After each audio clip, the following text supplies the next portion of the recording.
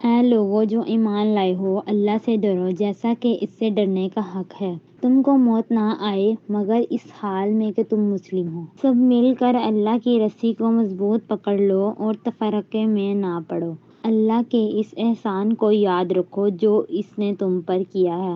تم ایک دوسرے کے دشمن تھے، اس نے تمہارے دل جوڑ دیے اور اس کے فضل و کرم سے تم بھائی بھائی بن گئے۔ تم آگ سے بڑے ہوئے ایک گڑھے کے کنارے کھڑے تھے، اللہ نے تم کو اس سے بچا لیا۔ اس طرح اللہ اپنی نشانیاں تمہارے سامنے روشن کرتا ہے، شاید کہ ان علامتوں سے تمہیں اپنی فلاح کا راستہ نظر آ جائے۔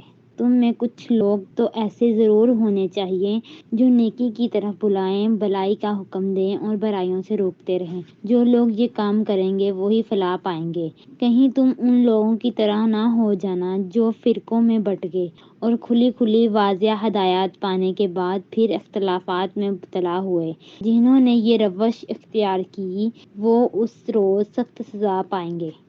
جبکہ کچھ لوگ سرخرو ہوں گے اور کچھ لوگوں کا منہ کالا ہوگا۔ جن کا منہ کالا ہوگا ان سے کہا جائے گا کہ نعمت ایمان پانے کے بعد بھی تم نے کافرانہ رویہ اختیار کیا۔ اچھا تو اب اس کفرانہ نعمت کے صلے میں عذاب کا مزہ چکھو۔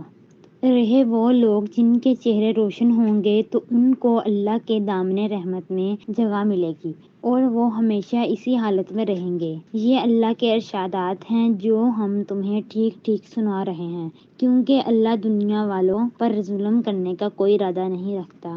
زمین و آسمان کی ساری چیزوں کا مالک اللہ ہے اور سارے معاملات اللہ ہی کے حضور پیش ہوتے ہیں۔